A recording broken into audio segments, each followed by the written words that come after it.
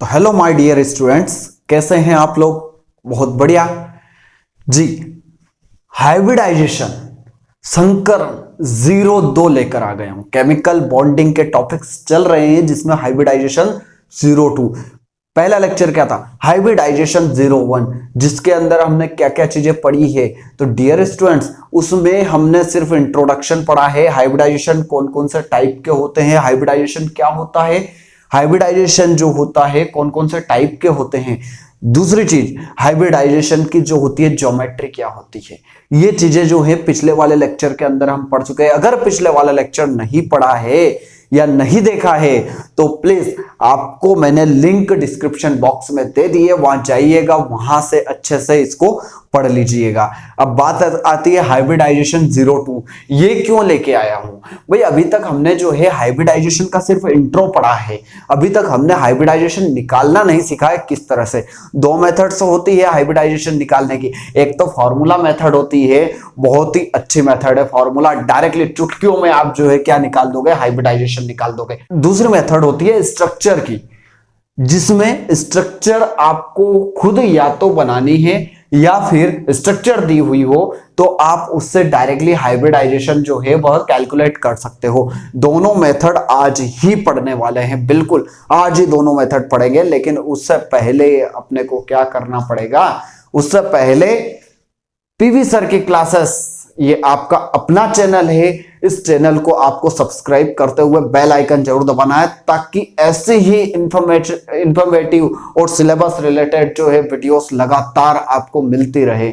और हाँ, चैनल को सब्सक्राइब करने के साथ साथ जो है वीडियोस को शेयर भी किए करो। हर एक स्टूडेंट तक इन वीडियोस को शेयर किए करो, ताकि वो भी आपके जैसा ही नॉलेज ले पाए।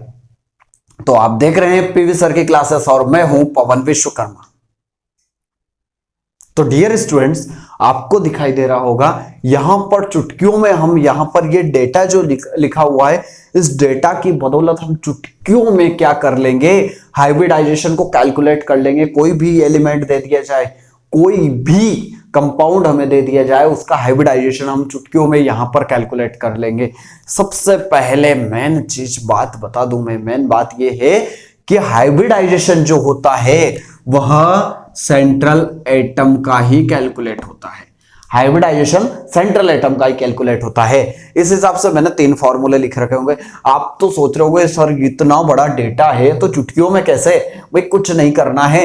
ये जो डेटा है z की वैल्यू, इसमें z की वैल्यू आपको याद रखनी है। कैसे निकालेंगे z की वैल्यू? ये फॉर्मूले है, इस फॉर्मूले 3 फॉर्मूले, ज्यादा इतनी बड़ी बात है नहीं याद रखने के लिए, बहुत इजी से है तीनों फॉर्मूले याद रखने। देखो सबसे पहले z की वैल्यू पे बात करेंगे यार, है ना। देखो अगर z की वैल्यू 2 हो रही है तो आपका हाइब्रिडाइजेशन पिछले वाले लेक्चर के अंदर पढ़ चुके हैं हम, है ना। पिछले वाले लेक्चर के अंदर पढ़ चुके हैं कि हाइब्रिडाइजेशन क्या होता है और ज्योमेट्री क्या होती है। अब यहां पर देखो, अगर z की वैल्यू, ये फॉर्मूला है, इससे कैलकुलेट करने पर अगर 2 आती है तो sp हाइब्रिडाइजेशन होगा, ज्योमेट्री होगी लीनियर। Is that clear? पिछले वाले लेक्चर का ये पीछे वाला, z की वैल्यू नहीं पढ़ रहे अपन। z की वैल्यू 3 आएगी तो sp2 हाइब्रिडाइजेशन और ट्राइगोनल प्लेनर आपका जो होता है क्या रहेगा, यहां पर ज्योमेट्री रहेगी। 4 अगर आ जाती है z की वैल्यू तो sp3 टेट्राहेड्रल, 5 के लिए sp3d और ट्राइगोनल बाइपिरामिडल। नेक्स्ट है 6 अगर आ जाती है sp3d2 ऑक्टाहेड्रल, 7 के लिए sp3d3 और पेंटागोनल बाइपिरामिडल। तो यहां क्या है, इस जगह आपको सबसे पहले z की वैल्यू देखनी है। देखिए 3 तरह से, अब ये तीनों फॉर्मूले अप्लाई नहीं होंगे, इसमें से हर एक कंपाउंड के लिए अलग अलग फॉर्मूले अप्लाई होंगे। फॉर एग्जांपल कोई न्यूट्रल कंपाउंड अगर आपको दिया हुआ हो, जैसे न्यूट्रल कंपाउंड में PH3 H2O NH3 CH4 etcetera, ऐसे न्यूट्रल कंपाउंड अगर दिए हुए हो CO2, तो ऐसे कंपाउंड्स के अंदर आपको जो है पहला वाला फॉर्मूला लगाना है। पहला फॉर्मूला क्या है? बहुत इजी है ना। Valence electron on central atom, मतलब जो केंद्रीय परमाणु है, ये केंद्रीय परमाणु देखो, इसमें ये सॉरी कार्बन, तो सेंट्रल एटम, इनके वैलेंस इलेक्ट्रॉन की, वैलेंसी नहीं बोल रहा हूं, याद रखिए, डेटा फिक्स करो। हाइब्रिडाइजेशन में वैलेंस इलेक्ट्रॉन का काम पड़ता है, वैलेंस इलेक्ट्रॉन। तो valence electron on central atom, central atom का valence electron plus number of monovalent atom. Monovalent atom मतलब कि जिसकी वैलेंसी एक है, वो वाला, क्लियर है, वो वाला। तो जिसकी वैलेंसी एक हो उसको लिखना है, जैसे fluorine, chlorine, bromine, iodine, hydrogen etcetera, इनकी वैलेंसीज जो है ना, ये भी लिख लीजिए, ये मोनोवैलेंट एटम है, मोनोवैलेंट एटम, ये सारे क्या है आपके मोनोवैलेंट एटम है, लिख लीजिएगा, लिख लो, इसको नोट कीजिए, अभी नोट कीजिए। तो ये मोनोवैलेंट एटम हो गए आपके, क्लियर है। इनके नंबर्स कितने नंबर में हैं, अगर 2 है, 3 है, 4 है, तो उस हिसाब से अपने को जो है यहां पर वैल्यू रखनी है और 2 से इनको डिवाइड कर देना है, Z की वैल्यू आ जाएगी। अब Z की वैल्यू जो आएगी वो आपका हाइब्रिडाइजेशन होगा, ऐसे स्ट्रक्चर आप बना दीजिएगा। नेक्स्ट चीज है, अगर आपका सेंट्रल एटम, यहां तक तो सभी में कॉमन रहेगा, नंबर ऑफ मोनोवैलेंट एटम भी कॉमन रहेगा। देखिए, valence electron on central atom plus number of monovalent atom plus any negative charge, ऐसा भी कोई एलिमेंट आ सकता है यार, ये देखो ना, CO3 2 माइनस, ऐसा SO4 2 माइनस, NO3 माइनस, ऐसा कंपाउंड भी तो आ सकते हैं ना।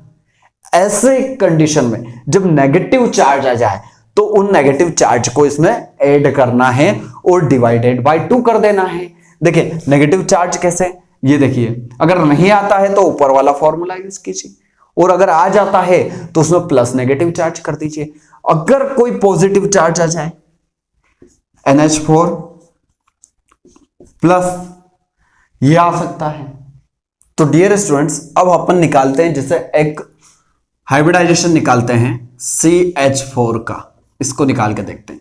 CH4 है ना, सबसे पहले आपको यहां पर क्या दिखाई दे रहा है, सेंट्रल एटम, चूंकि पूरा न्यूट्रल है, किसी तरह का पॉजिटिव नेगेटिव चार्ज CH4 पर है नहीं, मीथेन पर किसी तरह का पॉजिटिव नॉन नेगेटिव चार्ज है, तो यहां पर फर्स्ट वाला फॉर्मूला अपना अप्लाई होगा, जिसमें क्या होगा, valence electron on central atom, central atom carbon, उस पर वैलेंस इलेक्ट्रॉन कितने होते हैं, Z की वैल्यू निकालोगे तो वैलेंस इलेक्ट्रॉन होते हैं कार्बन पर पहली शेल के अंदर 2 इलेक्ट्रॉन, सेकंड शेल के अंदर कितने इलेक्ट्रॉन होते हैं, 4, तो सेकंड शेल इसकी लास्ट शेल, और लास्ट शेल के अंदर इलेक्ट्रॉन कितने हैं, 4, प्लस यहां पर हाइड्रोजन 4 हैं, और देखिए plus number of monovalent atom, और मोनोवैलेंट एटम में मैंने हाइड्रोजन का नाम लिखा है, मतलब उसके नंबर्स मोनोवैलेंट एटम के, मोनोवैलेंट एटम हाइड्रोजन है जिसके नंबर कितने हैं, अभी यहां पर अपने को 4 दिखाई दे रहे हैं, तो 4 + 4 डिवाइडेड बाय 2, Z की वैल्यू क्या आ गई, 4 + 4 8 divided by 2,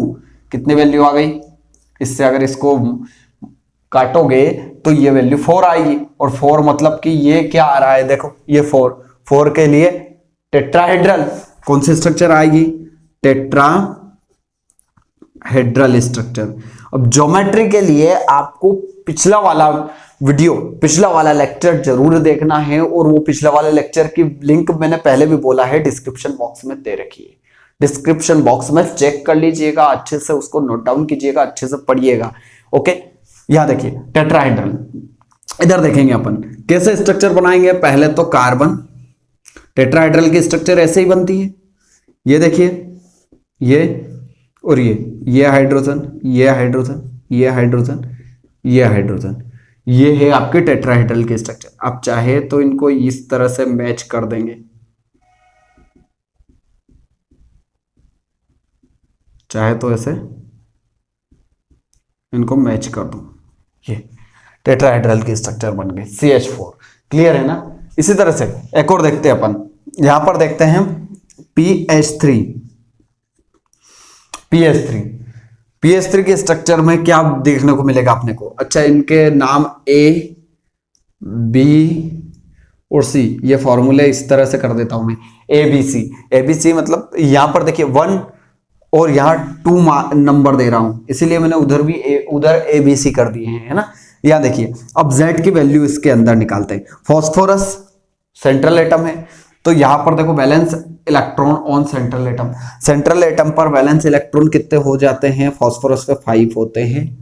plus monovalent atom, hydrogen monovalent atom है, जो कि कितना है दिखाई दे रहा है यहां पर दिखाई दे रहा है 3, तो 5 + 3/2 कितने हो गए, Z की वैल्यू आ गई 8/2, और 8/2 मतलब कि 4 आई है। 4 मतलब कि क्या है, ये भी है आपकी टेट्राहेड्रल,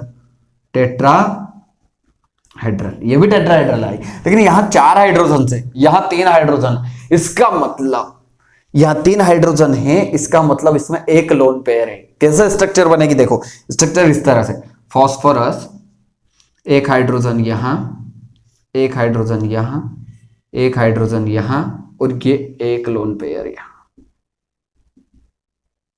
इस तरह से स्ट्रक्चर बनेगी। आप चाहे तो इसको मैच कर दें, मिला दें, कोई दिक्कत नहीं, ये स्ट्रक्चर बन जाएगी। इसी तरह से हम इसको निकाल सकते हैं NH3 को, तो ये NH3 आपके प्रैक्टिस के लिए मैंने दिया हुआ है, इसको आप खुद प्रैक्टिस कीजिएगा NH3 को। चलो वीडियो को पॉज करो और इसको प्रैक्टिस में लाओ। आई होप आपने इसकी प्रैक्टिस कर ली होगी, इसको मैं बताऊंगा नहीं। अब डायरेक्टली मैं आ रहा हूं H2O पर। तो डियर स्टूडेंट्स, H2 तीसरा वाला कंपाउंड लिया मैंने H2। यहां देखिए सेंट्रल एटम कौन है, ऑक्सीजन, और ये कौन है, मोनोवेलेंट एटम है। तो यहां पर डायरेक्टली Z की वैल्यू, सेंट्रल एटम पर वैलेंस इलेक्ट्रॉन कितने हैं, ऑक्सीजन है ना, टोटल 8 इलेक्ट्रॉन। पहली शेल के अंदर 2 इलेक्ट्रॉन, दूसरी शेल के अंदर कितने इलेक्ट्रॉन होते हैं, सेकंड शेल होती है उसके अंदर 6 इलेक्ट्रॉन है ऑक्सीजन के, ऑक्सीजन के 6 इलेक्ट्रॉन है, तो 6 ये वैलेंस इलेक्ट्रॉन हो गए, प्लस इसमें मोनोवेलेंट एटम कितने हैं, 2 है ना, डिवाइडेड बाय 2। Z की वैल्यू क्या आ गई, 8/2। ये भी 4 आई है, ये भी क्या है, sp3, ये भी क्या बनेगा, टेट्राहेड्रल बनेगा। कैसे बनेगा, ध्यान से देखिए, ये ऑक्सीजन, ये हाइड्रोजन, ये हाइड्रोजन। रियलिटी में 2 लोन पेयर है, एक लोन पेयर यहां और एक लोन पेयर यहां, लेकिन इसके स्ट्रक्चर को कुछ इस तरह से बनाया जाता है, ऑक्सीजन, एक लोन पेयर यहां, एक लोन पेयर यहां, एक हाइड्रोजन यहां, एक हाइड्रोजन यहां, इस तरह से बनाया जाता है। इसका एक मेन इफेक्ट, बहुत अच्छा सा इफेक्ट VACPR थ्योरी में पढ़ेंगे हम, valence shell electron pair repulsion theory. उसके अंदर पूरा अच्छे से इस थ्योरी में जो है हाइड्रोजन को, H2O के स्ट्रक्चर को अपन पढ़ेंगे, है ना, इसके बॉन्ड सब कुछ पढ़ेंगे अपन, क्योंकि अभी अपने को हाइब्रिडाइजेशन के हिसाब से इसका जो बॉन्ड है वह बॉन्ड कितना है आपका 109 डिग्री 28 मिनट का एंगल है, बट रियलिटी में 109 डिग्री 28 मिनट का एंगल नहीं होता है। CH4 में जरूर है, लेकिन इसमें नहीं होता है। क्यों नहीं होता है वो भी हम VACPR थ्योरी में पढ़ेंगे, क्योंकि इसका एंगल जो है वह होता है 104 डिग्री होता है, जिसको VACPR थ्योरी में कंप्लीट करने वाला है अपन, है ना। अभी आप जो है स्ट्रक्चर इस तरह से बना के रखिए। इसकी नेक्स्ट चीज आती है अपनी, चलो ये सारी चीजें हो गई, ऐसा ही कुछ और देख लेते हैं अपन। CO3 2-, ये माइनस वाला है, ऊपर कोई चार्ज दे दिया है, अब इसका काम नहीं होगा, अब इसका काम होगा सेकंड वाले का। Valence atom of on central atom, central atom कौन है, कार्बन, इस पर वैलेंस एटम कितने होते हैं, कार्बन पर वैलेंस एटम होते हैं 4। Z की वैल्यू निकाल रहे हो 4, plus number of monovalent atom. Monovalent atom क्या ऑक्सीजन मोनोवेलेंट एटम है, नहीं है, नहीं है, इसकी वैलेंसी 2 होती है, तो इसका कोई काम नहीं, छोड़ दीजिए, नहीं है ना तो छोड़ दीजिए। प्लस एनी नेगेटिव चार्ज, क्या कोई नेगेटिव चार्ज है, तो कि 2 नेगेटिव चार्ज है, इसलिए प्लस में कितने कर दोगे 2। अगर एक नेगेटिव चार्ज होता तो +1, डिवाइडेड बाय 2 कितने आ गए 6 प्लस डिवाइडेड बाय 2 कितने आ जाएंगे 3 आ जाएंगे। और 3 के लिए क्या आता है sp2 हाइब्रिडाइजेशन। sp2 मतलब कि ट्राइगोनल प्लेनर। और ट्राइगोनल प्लेनर कैसा होता है इस तरह से, ये ट्राइगोनल प्लेनर, ये बीच में सेंट्रल एटम, ये देखिए बना दीजिए यहां पर कितने 3 कार्बन हैं। तो कैसे बनाओगे, ये कार्बन इधर, ये ऑक्सीजन ये ऑक्सीजन ये ऑक्सीजन,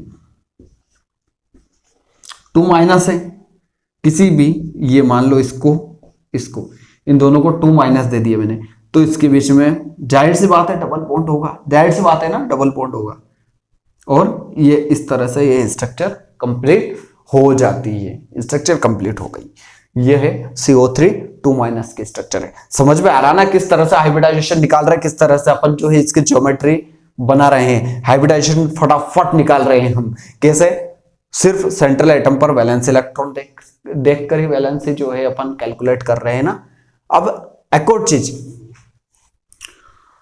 तो डियर स्टूडेंट्स एक पॉजिटिव वाला भी देख लेते हैं, 5th वाला बता रहा हूं मैं, NH4 प्लस वाला, NH4 प्लस वाला।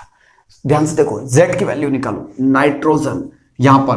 अब ये वाला फॉर्मूला होगा इसमें, क्योंकि इसमें पॉजिटिव है और पॉजिटिव साइन को माइनस किया जाता है। तो यहां देखो N नाइट्रोजन और नाइट्रोजन पे, अब इसमें तीनों चीजें हैं, आपको क्या क्या तीनों मिलेगी देखो, nitrogen valence atom, sorry valence electron यहां पर कितने हो जाएंगे नाइट्रोजन के, क्योंकि सेंट्रल एटम है, और सेंट्रल एटम पर वैलेंस इलेक्ट्रॉन हो जाएंगे आपके नाइट्रोजन पर 5, प्लस मोनोवैलेंट एटम हाइड्रोजन है, कितने हाइड्रोजन है 4, तो ये 4। अब +1 लग रहा है, मतलब कि पॉजिटिव चार्ज को क्या करना पड़ता है, माइनस करना पड़ता है। ये पॉजिटिव चार्ज माइनस हो गया, divided by 2। Positive charge minus हुआ मतलब कि इलेक्ट्रॉन उसमें से माइनस हुआ है। Z कितने हो जाएंगे टोटल, 9 माइनस 1 2 कितने हो जाएंगे 8 डिवाइडेड बाय 2 कितने आ जाएंगे 4। टेट्राहेड्रल, टेट्राहेड्रल, टेट्राहेड्रल की स्ट्रक्चर कैसी बनेगी, ये नाइट्रोजन, ये हाइड्रोजन, ये हाइड्रोजन, ये हाइड्रोजन और ये हाइड्रोजन।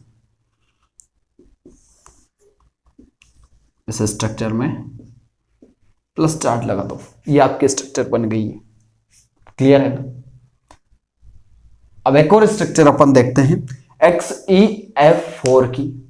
तो डियर स्टूडेंट्स XeF4 मतलब कि जेनॉन टेट्राफ्लोराइड। जेनॉन टेट्राफ्लोराइड की अगर देखेंगे तो जेनॉन आपकी क्या है, एक नोबल गैस है ना, और नोबल गैस है, साथ ही साथ फ्लोरीन आ रहा है। फ्लोरीन क्या है, मोनोवैलेंट एटम है ना, -1 वैलेंसी होती है। तो यहां पर देखें अपन, तो जितनी भी नोबल गैसेस की बात आएगी, वैसे सारी नोबल गैसेस नहीं होती, सिर्फ जेनॉन जो होती है वो कंपाउंड बनाती है। क्यों बनाती है, क्योंकि फ्लोरीन जो होता है बहुत छोटा एलिमेंट होता है, बहुत ही छोटा एलिमेंट होता है, इसलिए वो क्या करता है, जेनॉन के अंदर घुस जाता है और कंपाउंड बना लेता है ना। तो यहां पर जेनॉन की बात करेंगे।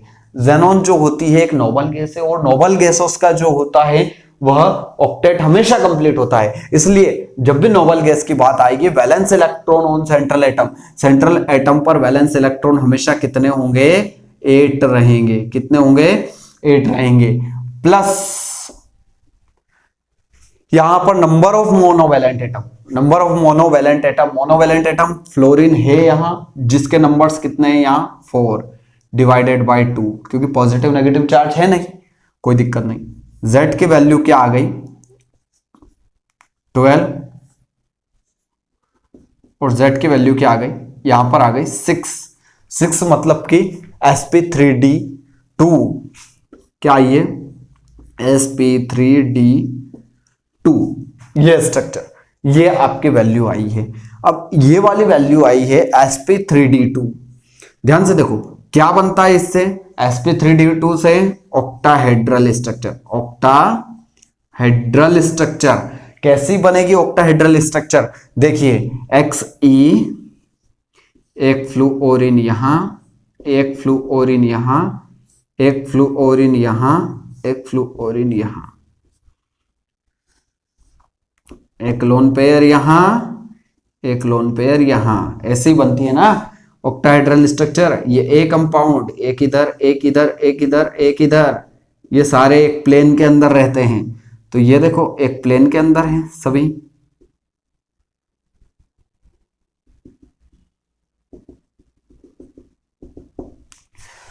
क्लियर है? तो इस तरह से ये स्ट्रक्चर यहां पर बन जाएगी। अब मैंने बताया था ये तो आई होप आपको इस फॉर्मूले से तो निकालना आ गया होगा। आप इसी तरह से एनसीईआरटी से एग्जांपल ले, एनसीईआरटी से एग्जांपल लेने के बाद उसको जो है इस फॉर्मूले के हिसाब से आपको क्या करना है, हाइब्रिडाइजेशन कैलकुलेट करना है, प्रैक्टिस करनी है। करत करत अभ्यास के जड़मति होत सुजान, रसरी आवत जात थे सिल पर परत निशान, है ना। तो इसी तरह से अपने को क्या करना है, लगातार प्रैक्टिस करनी है डियर स्टूडेंट्स। तो अब एक एग्जांपल मैं क्या बता देता हूं, एक एग्जांपल ऐसा बता देता हूं जिसमें स्ट्रक्चर हो, क्योंकि मैंने बोला था कि दो तरह से अपन क्या कर सकते हैं, हाइब्रिडाइजेशन को निकाल सकते हैं।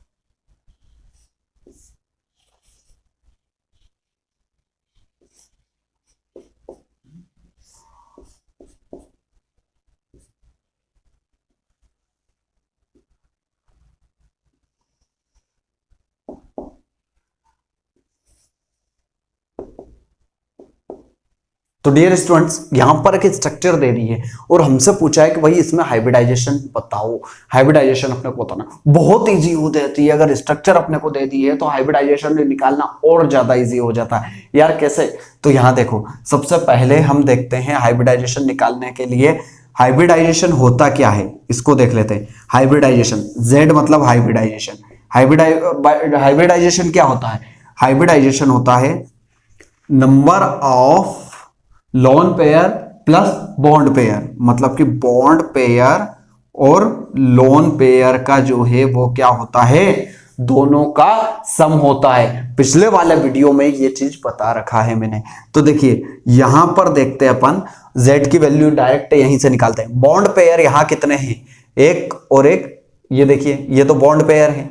कितने बॉन्ड पेयर है, 2, प्लस लोन पेयर कितने, 1 2 3, ये 3। z की वैल्यू क्या आ गई, 5 आ गई। और z की वैल्यू 5 आती है तो क्या होता है, trigonal bi pyramidal sp3d।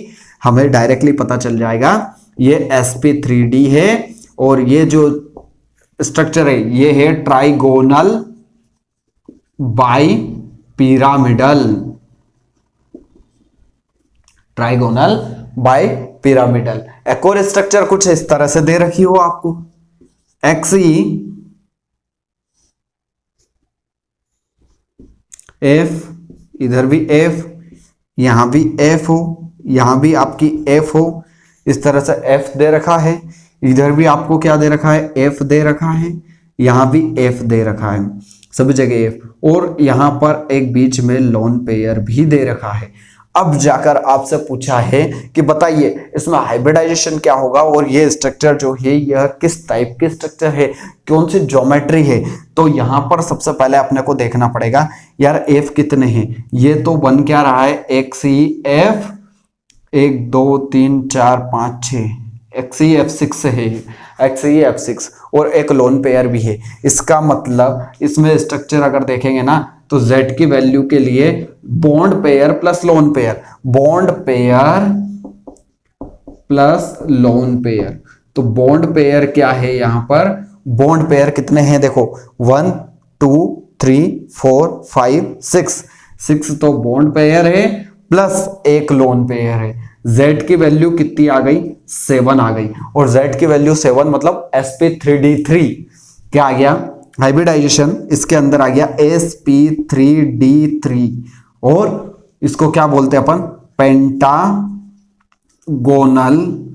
Bi pyramidal structure, pyramidal structure. तो इस तरह से अपन ने हाइब्रिडाइजेशन को निकालना सीखा है। आई होप आपको ये वाला वीडियो काफी इजी लगा होगा, काफी आसानी से आप जो है हाइब्रिडाइजेशन को निकाल पाएंगे, लेकिन इसके लिए प्रैक्टिस करना बहुत जरूरी है। तो सभी स्टूडेंट्स आप अच्छे से इन चीजों की प्रैक्टिस करें और इस सिलेबस को लगातार तैयार करते रहे हैं। केमिकल बॉन्डिंग की सीरीज में लेकर आ रहा हूं और लगातार इस सीरीज को आगे बढ़ा रहा हूं। अभी हाइब्रिडाइजेशन के बाद हम VACPR थ्योरी पढ़ने वाले हैं अगले लेक्चर के अंदर, नेक्स्ट लेक्चर के लिए। लेकिन तब तक के लिए आप बने रहिए मेरे साथ। तो डियर स्टूडेंट्स, सबसे पहले तो यार वीडियो को लाइक करते हुए आपको क्या करना है, चैनल अगर सब्सक्राइब नहीं कर रखा है तो चैनल को सब्सक्राइब करते हुए बेल आइकन जरूर दबाना है। और हाँ, वीडियो को ज्यादा से ज्यादा लोगों तक शेयर करना है। विद्या धन है, जितना बांटोगे उतना बढ़ेगा। तो आप अपना और अपने परिवार का अच्छे से ख्याल रखिए और पढ़ते रहिए इसी तरह से।